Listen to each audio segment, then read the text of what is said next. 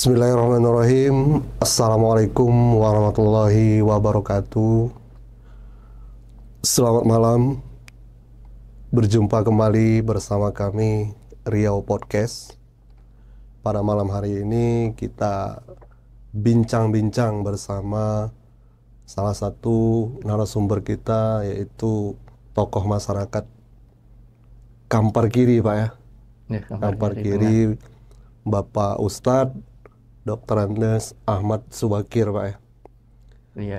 Ya, pada malam hari ini mungkin judul bincang kita, Pak, yaitu pengabdian melalui jalur dakwah, Pak. Ya, sebagaimana kita sendiri sebenarnya bisa mengabdikan semua potensi yang ada pada diri kita, tidak hanya melalui partai politik atau mungkin tidak hanya melalui lembaga eksekutif, tetapi juga melalui jalur dakwah. Mungkin di sini untuk Pak Ustadz Ahmad Subakir juga akan sedikit bercerita bagaimana pengalaman beliau selama menggaungkan dakwah, baik itu dari pelosok-pelosok negeri sampai saat ini beliau menjadi tokoh agama dan juga tokoh masyarakat di Kampar Kiri, Kabupaten Kampar ya, Pak. Ya, mungkin Pak Ustadz, kami persilakan dulu untuk sebelumnya memperkenalkan diri dulu dan sedikit bercerita mengenai dakwah, perjalanan dakwah Bapak selama ini, mulai dari semasa lepas kuliah dan pengabdian terhadap pemerintah mungkin melalui jalur dakwah. Untuk Pak Ustadz, kami persilakan, Pak. Ya. Ya. Bismillahirrahmanirrahim. Assalamualaikum warahmatullahi wabarakatuh. Waalaikumsalam warahmatullahi Alhamdulillah. wabarakatuh. Wa syukurillah wa la hawla wa la quwata illa billah. Asyhadu an la ilaha illallah wa asyhadu anna Muhammadan abduhu wa rasuluh la nabiyya ba'dah. Bersyukur kepada Allah Subhanahu wa taala, kesempatan yang berbahagia ini, alhamdulillah Allah masih menganugerahi kesehatan, kenikmatan, nikmat iman dan Islam. Semoga kita bisa mensyukurinya sehingga Allah menambah nikmatnya kepada kita untuk perjuangan, yaitu mempertahankan akidah Islamiyah kita. Amin, Pak. Amin ya rabbal alamin.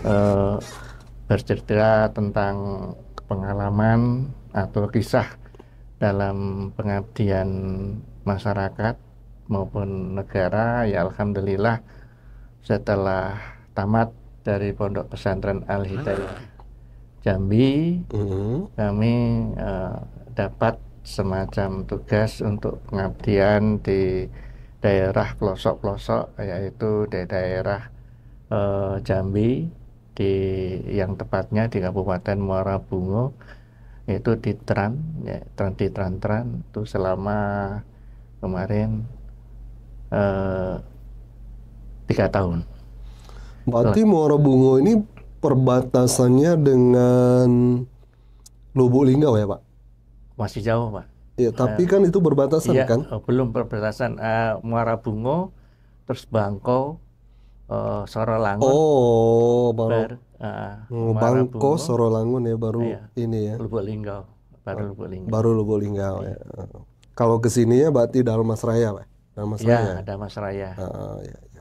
Nah, berbatasan dengan Sumbar sekarang. Iya, Sumatera Barat. Dalmasraya, persis. Nah, setelah itu pada waktu itu tahun 1986, karena merasa masih banyak kekurangan ilmu, kami mohon izin dengan pemerintah daerah setempat di Jambi untuk meneruskan memperbaca ilmu, artinya kuliah. Tahun 86 tuh, Pak ya? Iya, tahun 86 sampai tahun tamat sampai tahun 1990. Nah, itu di wisuda tahun di IAIN? IAIN Sultan Taha Jambi. Sultan Taha Jambi, Pak. Iya. Berarti tamat kuliahnya tahun 90. Iya. 1990. 1990. setelah tamat kuliah ya akan kembali ke daerah yang kita kita tempati yang kemarin yang ditugaskan. Nah, Itu tugas dari dari pemerintah pemerintah daerah atau daerah, gimana? ya pemerintah daerah. Dari Oh, pemerintah daerah memberikan semacam berarti di bawah Kementerian Agama, Pak ya? Atau ya Departemen Agama? ya Departemen Agama. Hmm. Departemen Agama yang dikelola oleh eh, Yayasan Pondok Pesantren Al-Hidayah. Gitu. Oh, berarti maksudnya dari Depak ini memang dia sudah menunjuk pesantren ini untuk alumninya, eh, Ada pengabdian ke iya, masyarakat. diperbantukan untuk mengabdi Ya, ke masyarakat, dengan mengisi dakwah-dakwah begitu, Pak ya. ya. Berarti di satu kabupaten kah atau beberapa kecamatan begitu? Di Tergantung. Morobunga tuh cuman Bapak sendiri kah waktu itu atau ada Nah, beberapa yang orang? setamat kita seleting dengan kita masuk ke ini ke desa. Kalau waktu itu tren itu bukan desa mas, ini masih binaan pemerintah, yaitu unit-unit pemukiman, unit 1, unit 2, unit 3 gitu. Oh, Nah, itu yang dikepalai oleh KUPT. Artinya KUPT itu membina masyarakat binaan Tran yang diterjunkan dari Jawa ke Sumatera. oh, berarti dari segi apa pekerjaan mereka itu lebih ke bertani ya, Iya, bercocok tanam, Pak iya, ya. Tetapi untuk di jalur agamanya ya itulah iya, salah iya, satu Bapak iya, yang menjadi pembimbing di desa-desa itu, Pak ya, iya. pada saat itu. Nah, jadi pada saat itu Pak, apakah untuk spesifikasi umurnya apakah khusus anak-anak saja atau semua umur gitu loh Pak? Semua umur, semua umur. Oh, Yang artinya ilmu kita yang didapat dari pesantren kita kembangkan di desa itu. jadi Apa ya? untuk jenis kegiatannya sendiri gimana Pak? Ya kalau di Apakah nunggu kita diundang atau memang kita sudah ada kayak journey plan gitu, rencana perjalanan misalnya eh, dari Sabtu sampai Minggu, oh ini ngisi di sini hari ini gitu Ya begitu. kita membuat planning. Ya, membuat planning. Oh, Jadwal kan satu desa kan luas tuh. oh, Satu desa oh. itu luas, ada berapa RW. Nanti hari ini ke RW ini, terus membina eh, semacam khotib Jumat, nah gitu. Oh, Nanti begitu. kita kita apa kita jadwalkan bekerja sama dengan orang sesepuh-sepuh yang ada. Mm-mm. Berarti di luar dengan misalnya ibadah-ibadah yang rutin seperti Jumat itu kan Pak kata kan memang rutin. Ya, Berarti di luar itu ada pengajian-pengajian ya ada atau pengajian-pengajian. misalnya setiap malam Jumat di sini atau Ya, malam Senin di sini kita buat acara kayak jenis wiritan begitu ya. Pak ya. Kita Kalau Bapak yang ya, membimbing gitu di situ ya. kalau malam yasinan dan malam Oh, Jumat. ya Terus begitu. ibu-ibunya pengajian kalau sudah sholat Jumat atau Ah, sebelum sholat Jumat. Kalau di kamar kiri tengah sekarang ini, pengajian ibu-ibunya kalau di bulan puasa sebelum Jumat pagi. Ini jadwal rutinnya. oh, berarti sampai sekarang Pak Ustadz masih rutin Iya mengisi Pak ya. masih, insya Allah masih. Jadi setiap minggu ada ngisi untuk ceramah di ibu-ibu majelis Iya. taklim juga ya. Terus Di, malam yasinan itu setiap malam Jumatnya kita silaturahmi, kemudian ya istilahnya banyak manfaatnya lah kalau ketemu dengan teman-teman itu. iya, Kalau iya malam Pak. Jumat itu kalau wiritan malam Jumat itu untuk bapak-bapak itu kan kalau 30 orang berarti berpindah-pindah tempat itu semacam kita bersyukur mengeluarkan sebagian harta tanpa embel-embel, memberikan makan, terbaca Al-Quran bersama-sama, ya surat Yasin kayak apa kayak semua. Tapi eh, Untuk pesertanya sendiri biasanya memang sekitar 30 atau mini, ada nggak Pak ukurannya? Misalnya kita usahakan ini minimal kalau bisa 40, karena kan anjuran dari Al-Quran misalnya apabila 40 orang berdoa dan satu mengaminkan, itu ada salah satu doa yang akan diijabah misalnya seperti itu Pak. Itu kan memang ada keterangannya di Al-Quran. Nah, memang kan itu situasional Pak ya. Kalau memang daerah itu oh ternyata tidak mencukupi kan tidak mungkin. Tapi kan mungkin Bapak kan sebagai pembimbing juga menganjurkan juga nggak Pak yang seperti itu kira-kira. Ya karena mungkin ya ini kalau sekarang ya, Ah, kalau dulu memang setiap RT kita adakan. Kalau di Tran dulu ah, ah, sudah diadakan yasinan. Nah kalau sekarang kan makin banyak musola. Setiap musola ada jamaahnya mengadakan sendiri. Nggak jadi satu desa. oh Ya, berarti ada yang secara lebih daripada 40, ada yang tidak ada yang sampai. tidak sampai Ah, dari itu. ah, ya, Kalau lingkungan masjid ya mungkin lebih dari 40 kita. ah, Nah, ah. lingkungan musola juga ada yang lebih 40. Ada yang lingkungan musola kecil kurang dari 40. Mm-mm. Itu. Tapi kecenderungan kalau misalnya di daerah pedesaan seperti itu, eh, gimana Pak Ustadz? Apakah juga banyak kesulitan-kesulitan atau kita harus beberapa kali misalnya? Atau, oh, sepertinya berjalan mulus-mulus saja begitu Pak? Eh, untuk kita berdakwah sendiri di situ. Bagaimana gitu tanggapan masyarakatnya? Apakah sangat welcome atau wah ternyata pertama saya dulu di daerah situ 5 orang yang datang misalnya, ya kan? Nah, ini memang tergantung di wilayahnya, Pak. Kalau Oh berarti. wilayahnya banyak alumni-alumni pesantrennya di sana, Heeh. itu no problem masalah yasin. Yang tidak ada Iya, tantangan tidak Pak ada ya. tantangan. Tapi kalau wilayahnya yang fisiknya itu dulunya nggak ngaji, ya Mm-mm. itu banyak yang nggak hadir. Nah, mungkin karena Oh, nggak bisa, mungkin karena ya macam apanya, macam ragamnya apanya, alasannya. oh, berarti Alasannya. pendidikan dasar apa Islam itu sendiri sebenarnya sangat penting ya Pak Ya. Ustadz, karena juga akan menentukan langkah daripada orang ini sendiri ketika dia sudah mandiri, dengan dasar yang ada, dia mungkin merasa punya tanggung jawab ya kan, dan mungkin sedikit banyak dia juga sudah tahu, jadi tidak terlalu ini ya kan, tidak terlalu susah.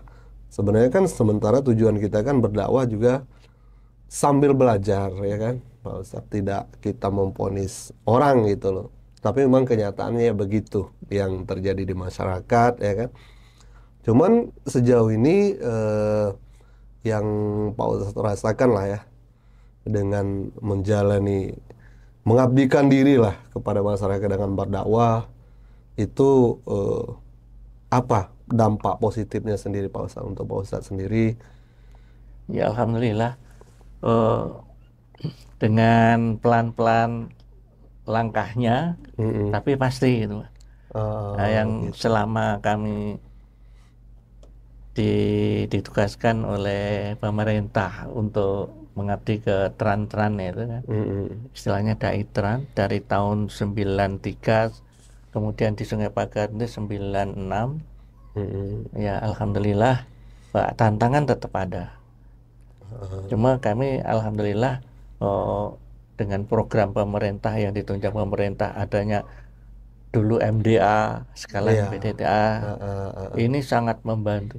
Dulu dari awal untuk membentuk MDA di desa kita itu memang sulit, mencari gurunya sulit. Karena waktu itu ya istilahnya tuh terannya masih lah, masih primitif gitu loh, Pak. Jalannya pun masih masih jalan tanah, Penerangan juga ya Pak ya. penerangan juga nggak ada. Penerangannya itu kan belum ada listrik waktu itu. Berarti Jadi memang iya, Pak eh, Ustadz iya, benar-benar merasakan ya. iya. eh, terus ya ibaratnya berjalan, bergerak itu manual, betul-betul manual waktu itu. Nah, dengan kesabaran teman-teman diajak bergabung, kami buat regenerasi. Nah, sekarang yang megang itu anak-anak muda. Banyak sekarang timbul pengajian di musola-musola, kemudian banyak dengan wiritan-wiritan di musola-musola, kemudian ada pengajian dengan basis yayasan atau pondok. Sekarang alhamdulillah. Jadi seperti saya sekarang nggak menjabat apa-apa, anak-anak muda itu. Oh iya, Nah, berarti gitu. regenerasinya Oh berjalan, iya, sudah iya berjalan berjalan. dengan baik. Ya, tentu kan itu memang berkat perjuangan dai-dai seperti Pak Ustadz lah ya, yang mungkin dari sejak tahun 90-an sudah malang melintang, sudah berusaha. Mungkin pada saat itu baru mimpi dan sekarang sudah ada, yang mudah-mudahan ini Iya, harapannya kan bisa terjaga di generasi kita. Ya, seperti yang kita tahu Pak, karena dakwah-dakwah Islamiyah ini memang harus selalu ada Pak, dan selalu harus kita tingkatkan supaya juga generasi-generasi kita tidak salah jalan, ya kan Pak. Tentu tujuan kita berdakwah ini di samping silaturahmi juga banyak manfaat-manfaat yang bisa dipahami ya Pak ya, sama generasi-generasi muda kita. Ya, eh, perjalanan Bapak kan sampai saat ini sudah, kalau dari 86 mungkin sudah 30 tahun lebih Pak ya, iya. berdakwah. Apa harapan Bapak ke depannya Pak untuk generasi-generasi yang ada? Karena Bapak bilang tadi mungkin sekarang ini sudah, generasi ini sudah berjalan, tetapi ini kan tidak ke semua daerah Pak. Bahkan di beberapa daerah juga masih banyak kita tidak, masih kekurangan itu eh, pendakwah ataupun guru-guru MDA ya kan.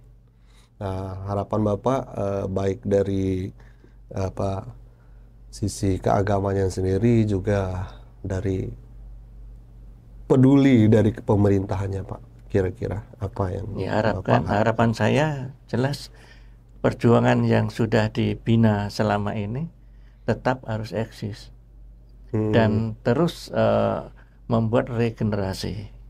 Gitu. uh, Regenerasi ini supaya pertahanan akidah, kemudian pertahanan agama sependuduk itu kan istilahnya baldatun thayyibatun ghafurur rahim itu kan didasari dengan itu, bersyukurnya kepada Allah.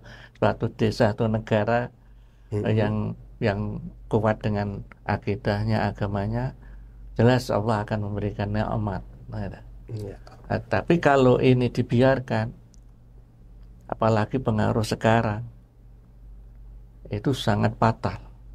Oleh karena itu untuk eh, untuk mengimbangi dengan kemajuan teknologi ini, maka dengan dikuatkan dengan akidahnya.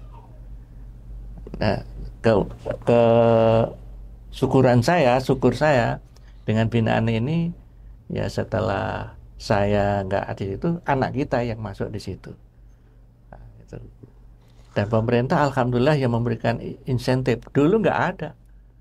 Oh, Dulu berarti kalau untuk saat ini eh, respon ataupun kepedulian dari pemerintah itu sudah ada, udah, iya, sudah terrealisasi lah Pak iya, ya, berupa insentif. iya. Itu Well, seperti apa Pak? Monthly kah setiap bulan tiga atau bulan sekali, oh 3 bulan sekali? 3 bulan sekali dikasih eh, PDTA itu. PDTA. Itu berapaan Pak? Kalau nggak salah kemarin 300. 3 bulan itu.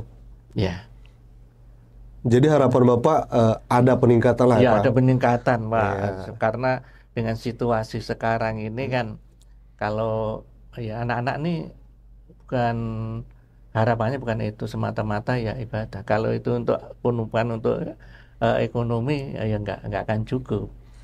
Iya, kalau misalnya kita misalnya bandingkan dengan, kita anggap lah Pak ya, eh, bimbel ya, Iya, atau les ya, iya, atau kursus ya kan. Kalau kursus bahasa Inggris bisa 500.000 iya, satu anak, 1 bulan Pak bisa 1 juta ya. iya, Atau les MIPA. Ini pengetahuan yang akan insya Allah kita bisa bawa sampai akhirat Iya. ya Pak ya. Masa tidak ada gitu lah ya. Maksudnya mungkin harus lebih layak lah supaya pengajar-pengajar kita atau pendakwah kita di level masyarakat sampai ke RT juga mereka bisa maksimal ya Pak ya. Maksimal dalam arti kata jangan hanya mereka mengajar pada saat waktu luang gitu loh, tetapi memang ada skala prioritas di situ. Ya karena memang kuncinya dari guru Pak ya. Iya. Nah, Ba- keberuntungan orang tua seperti saya, ah, kita ah, nggak bisa nggak ngajarkan anak kita. Langsung kita masukkan MDA, ya sudah bisa baca Al-Quran. iya, Bahkan anak-anak, ya Alhamdulillah kan, anak-anak saya juga kita masukkan pesantren.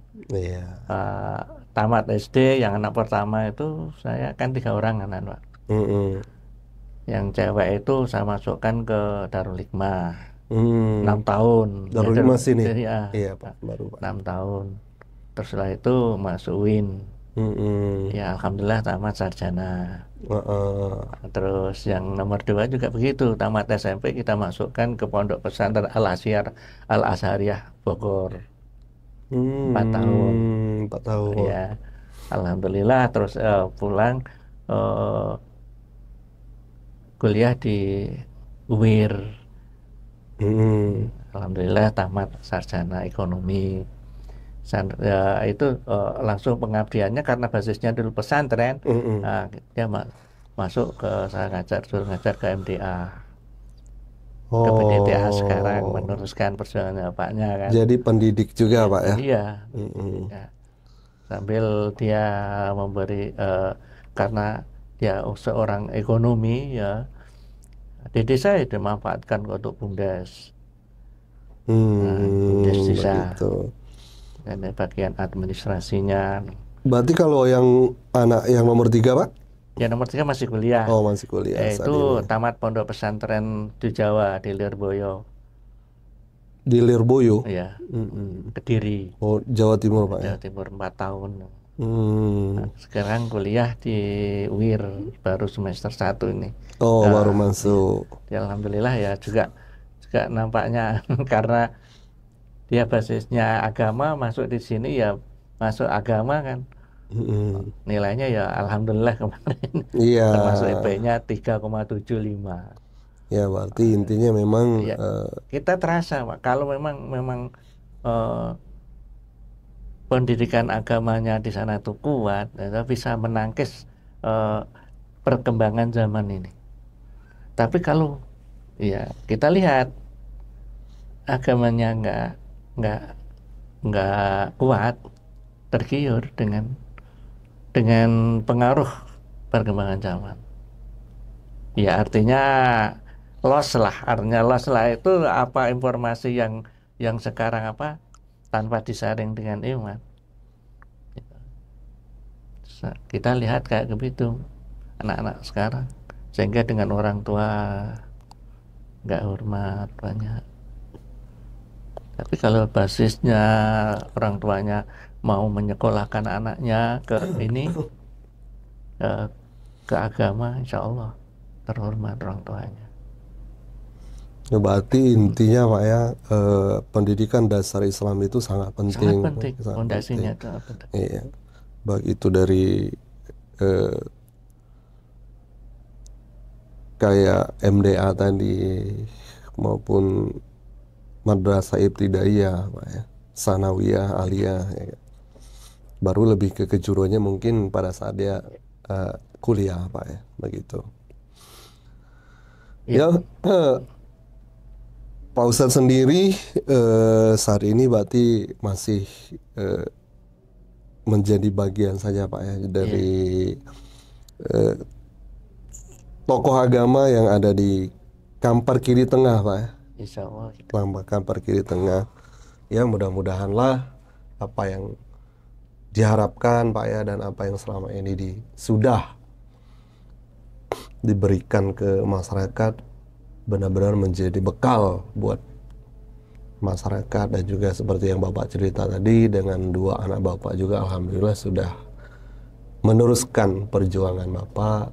Iya. Harapannya yang mudah-mudahan akan banyak lagi Pak generasi-generasi kita ke depan yang bisa memilih jalur dakwah ini sebagai salah satu sarana silaturahmi dan juga memberikan bekal yang tentunya sangat bermanfaat untuk kehidupan mereka, di mana mereka nanti akan berjuang atau mengetahui bahwa inilah hidup yang sebenarnya, karena yang namanya orang tua satu hari pasti akan meninggalkan mereka Pak ya. Kalau mereka tidak punya dasar atau tidak punya kekuatan, tidak punya iman yang cukup, tentu dikhawatirkan akan tergerus oleh perkembangan zaman yang cenderung lemah memandang nilai-nilai etika itu sendiri, ya Pak. Ya, terima kasih Pak Ahmad Subakir sudah berbincang bersama kami. Banyak sekali yang bisa kami tangkap. Pertama dengan perjuangan Bapak tadi dari sebagai bagian dari Departemen Agama untuk mengisi jalur dakwah di daerah-daerah terpencil yang mungkin ya kita tahulah tren pada saat itu Pak ya. Iya. Baru datang sangat apalah. Iya. Menderita. Ya tentu namanya.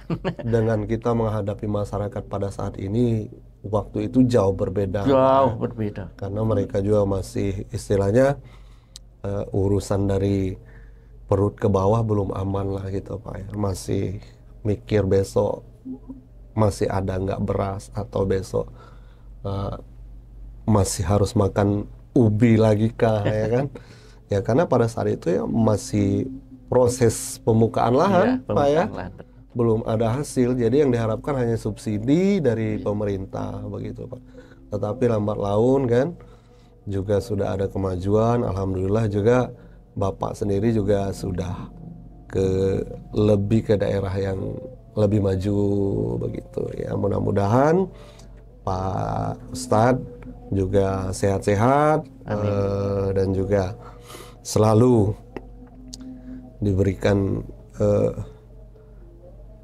kesehatan serta keimanan terus Pak. Terima kasih Pak Ustadz atas waktunya bisa datang ke Riau Podcast. Sekali lagi dakwah adalah metode yang sangat tepat dan sangat penting dan harus terus dilestarikan ya Pak pesannya, dan regenerasi ini harus tetap terjaga terus, dan mudah-mudahan pesan itu juga akan disambut baik oleh pemerintah dengan mungkin nanti mengalokasikan insentif dengan alokasi yang juga lebih layak untuk para pengajar-pengajar kita yang ada di desa-desa supaya mereka juga berpikir fokus tidak hanya dengan pekerjaan yang lain tetapi juga dakwah ini sebagai salah satu sumber daripada penghidupan dia juga gitu begitu Pak, yang tentunya yang halalan toiban Pak ya.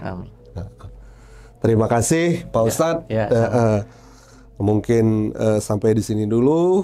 Lain waktu kalau ada kesempatan kita akan berbincang lagi. Terima kasih atas waktunya. Wassalamualaikum warahmatullahi wabarakatuh. Waalaikumsalam.